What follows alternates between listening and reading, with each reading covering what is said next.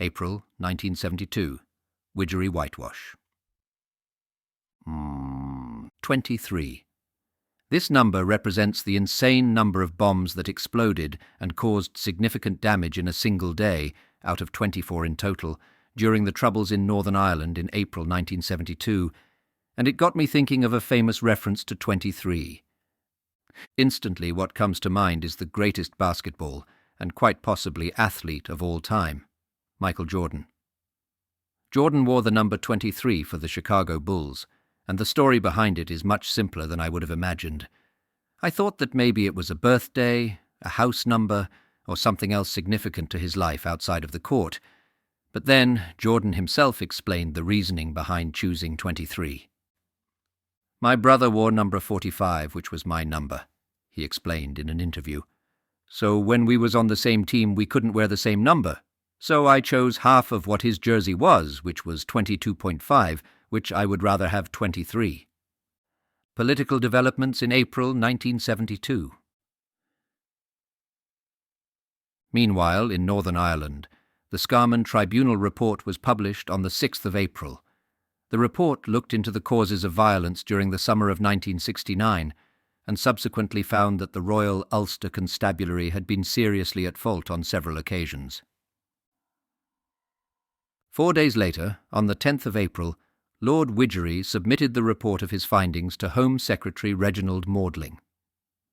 You may recall from February 1972's instalment, Lord Widgery, then Lord Chief Justice, was tasked to undertake an inquiry into the 13 deaths on Bloody Sunday, on the 30th of January 1972. It wasn't until the 18th of April that the Widgery report was published. The findings of the report caused outrage among the people of Derry and was referred to as the Widgery Whitewash.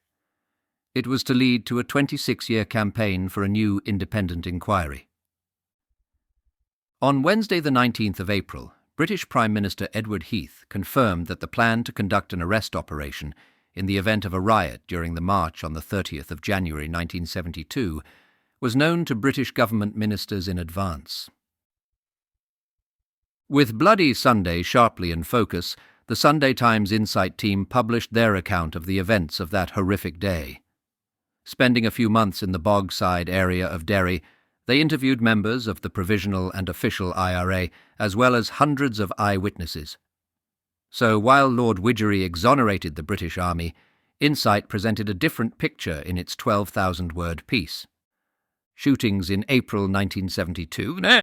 Naturally, not everyone was happy with the outcome of the Widgery report, and as a result, further unrest hit the streets of Northern Ireland, causing chaos, destruction, and death. There were 18 shootings in April.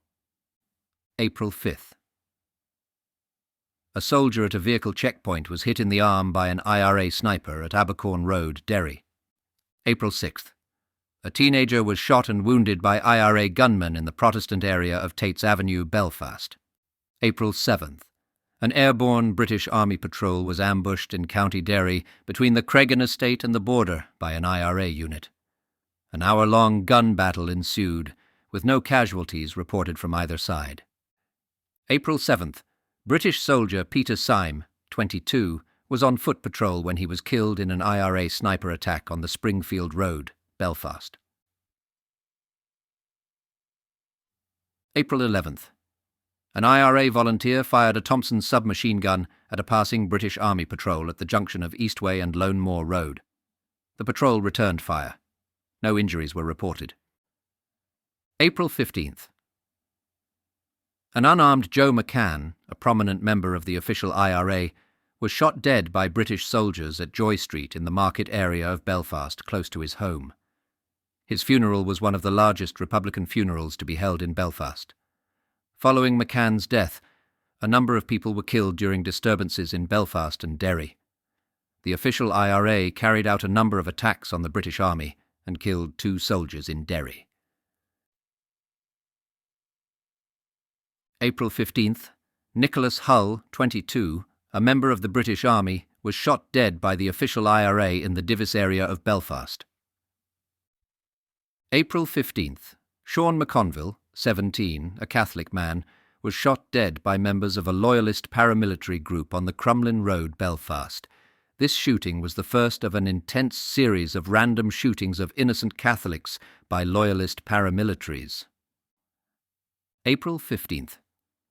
At approximately 8 a.m., 2 brothers were shot and injured in the White Rock Road area of West Belfast. On the 1st of December 2015, the PSNI listed this shooting as one of 9 incidents it was investigating in relation to the activities of the British Army's Military Reaction Force. April 16th. 2 British soldiers, Gerald Bristow, 26, and Martin Robinson, 21, were shot dead by the official IRA in separate incidents in Derry.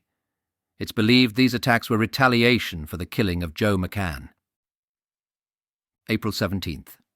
A British Army officer and 3 soldiers were shot and wounded by an IRA unit at Divis Flats, Belfast. A 9-year-old boy was also injured. April 17th. 20-year-old student teacher Patrick McGee was killed by the British Army in the course of an exchange of fire with an IRA unit at Divis Flats, Belfast. April 17th. 86-year-old civilian Patrick Donaghy was shot and killed by the British Army whilst at the window of his flat at Divis Flats, Belfast. April 19th. An off-duty UDR soldier, James Elliott, 36, was abducted and killed by the IRA near Newtown Hamilton, County Armagh. He was found shot dead by the side of the road, Altnamacken, near Newtown Hamilton, County Armagh. April 19th. Catholic civilian Martin Owens, 22, was found shot dead shortly after being thrown from a car, Horn Drive, Lenadoon, Belfast. April 20th. UDA members walked into a taxi depot on Clifton Street in Belfast and asked for a taxi to Ardoyne. From the location of the depot and the stated destination, they could be sure their driver was a Catholic. They forced the driver, Gerard Donnelly, 22, to stop at Harrybrook Street, where they killed him with a shot in the head. April 22nd. Francis Rowntree, an 11-year-old Catholic boy, was killed by a rubber bullet fired by the British Army. This was the first death to result from the use of the rubber bullet baton round. April 25th.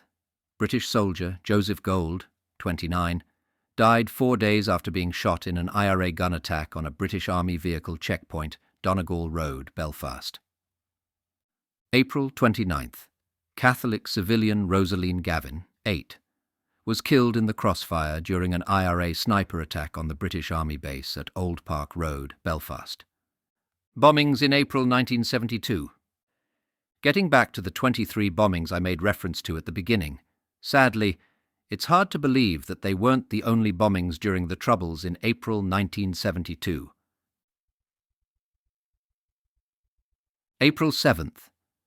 3 IRA volunteers, Samuel Hughes, 17, Charles McChrystal, 17, and John Macallan, 17, were killed in a premature bomb explosion in a garage in Bournemore Park, Belfast. April 10th. 2 British soldiers, Eric Blackburn, 24, and Brian Thomason, 21, were killed while on foot patrol by an official IRA bomb attack in Derry. April 13th. The IRA detonated a car bomb on Main Street, Ballymoney, County Antrim. Despite a warning to evacuate the area, a Protestant civilian, Elizabeth Macaulay, 64, was killed. April 13th. A car showroom was utterly destroyed in Belfast after a car bomb was driven into the parking area by an IRA volunteer who gave the alarm. No one was injured by the explosion. April 14th. The Pyra exploded 24 bombs in towns and cities across Northern Ireland. There were also 14 shootouts between the Pyra and security forces. In response to this, A.W. Stevens, then head of Defence Secretariat 10 at the Ministry of Defence, wrote a note providing details of security incidents during the previous 24 hours in Northern Ireland. Terrorist activity was at a comparatively high level throughout the Provence, with a concerted bombing campaign by the IRA, apparently designed to impress on the Catholic population their determination to continue the campaign of violence. There was a total of 24 bomb explosions and a further 5 bombs were defused by Army disposal experts. 18 of the bomb explosions were in rural areas. They included a bomb attack on the council office at Newry, where a security guard was shot in the legs, an explosion in a derelict house near Crossmaglen in which 3 soldiers were slightly injured, an attack on electricity pylons near Crossmaglen, and an attack on the cattle marketing office in Newtown Hamilton. In addition, 4 other bombs were defused by Army disposal experts. There were 3 explosions in Belfast. The Smithfield bus station was extremely damaged by a 50 100-pound bomb. A car hire firm in Grosvenor Road was also seriously damaged by a 100-pound bomb, and a 15-pound bomb caused minor damage to the Beachlawn Hotel, Dunmurry. A malicious fire at the University Air Squadron building in Belfast caused 4 civilian casualties.